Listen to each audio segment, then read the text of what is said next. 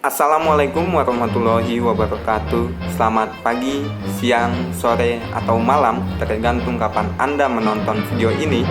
Saya Fauzi Setiawan Putra dari Universitas Negeri Jakarta, Fakultas Ilmu Sosial dan Program Studi Perjalanan Wisata. Pada kesempatan kali ini, saya akan membahas artikel tentang coronavirus 19.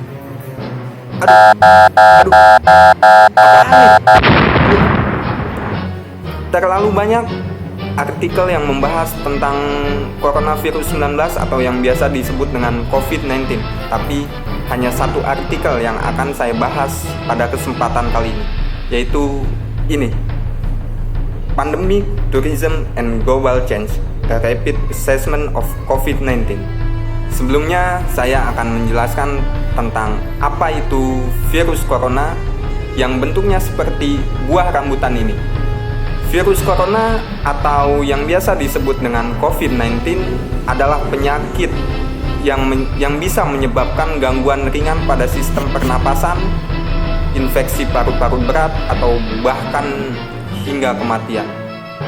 COVID-19 sedang menantang dunia.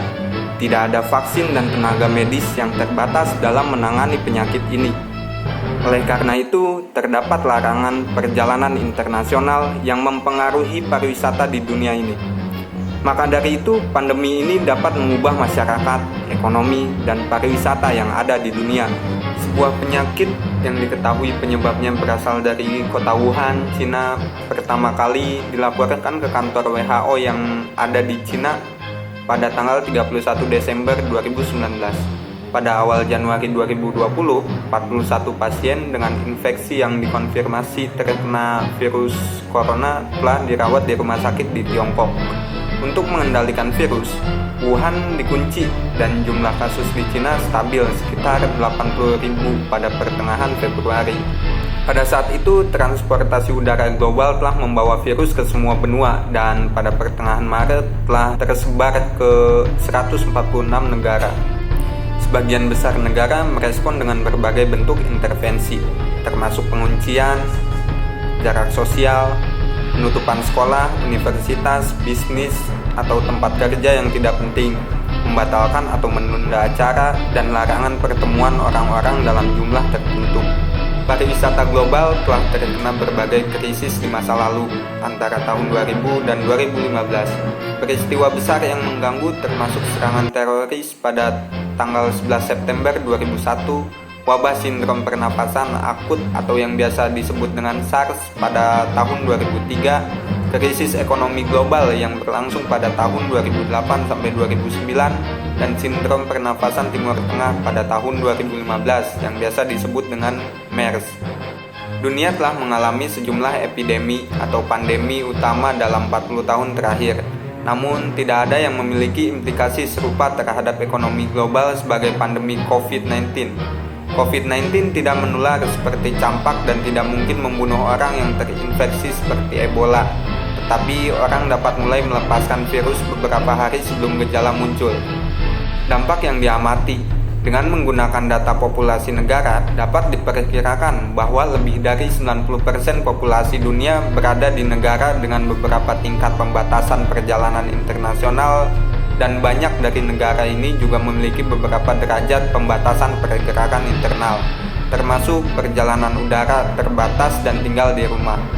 UNWTO telah memproyeksikan penurunan 20-30% pada kedatangan internasional 2020 yang akan diterjemahkan ke dalam kerugian penerimaan pariwisata sebesar 300-400 miliar US dollar.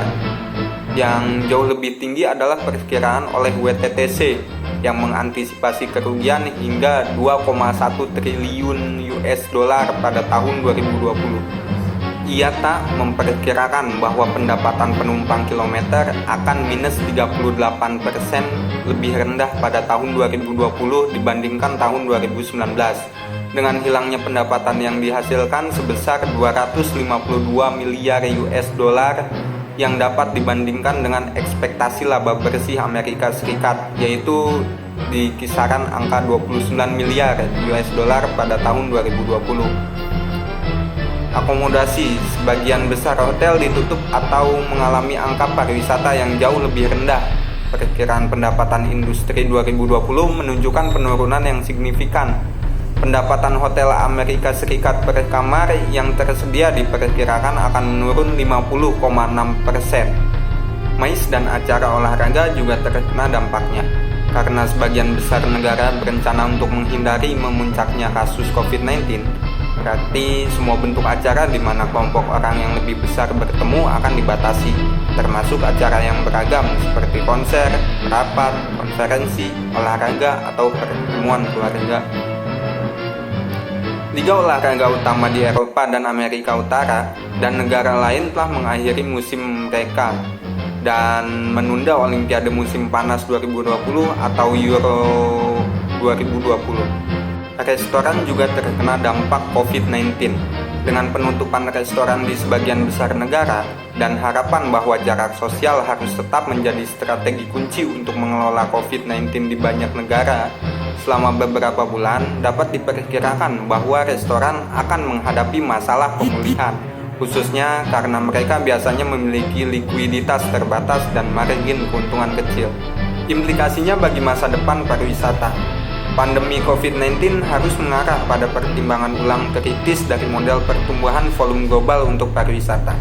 Pariwisata adalah tentang perpindahan dan transportasi bertindak sebagai vektor untuk distribusi patogen pada skala regional dan global. Kapal pesiar. Tidak ada subsektor pariwisata lain yang menjadi berita global sesering kapal pesiar. Dan tidak mungkin kapal pesiar dapat berlayar lagi sebelum vaksin ditemukan atau kecuali penumpang dapat diuji sebelum naik. Kesimpulannya, pandemi ini mematikan banyak aspek, baik dari yang berhubungan dengan sektor pariwisata maupun yang tidak berhubungan dengan pariwisata. Banyak dari hotel, restoran, dan kafe yang tutup akibat dari pandemi ini.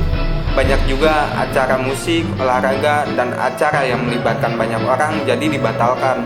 Akhirnya, banyak orang menjadi pengangguran dadakan. Pemerintah harus memikirkan bagaimana caranya untuk memulihkan industri pariwisata ini kembali, karena industri ini cukup menyumbang banyak untuk devisa negara. Sekian yang dapat saya sampaikan, kurang lebihnya mohon dimaafkan.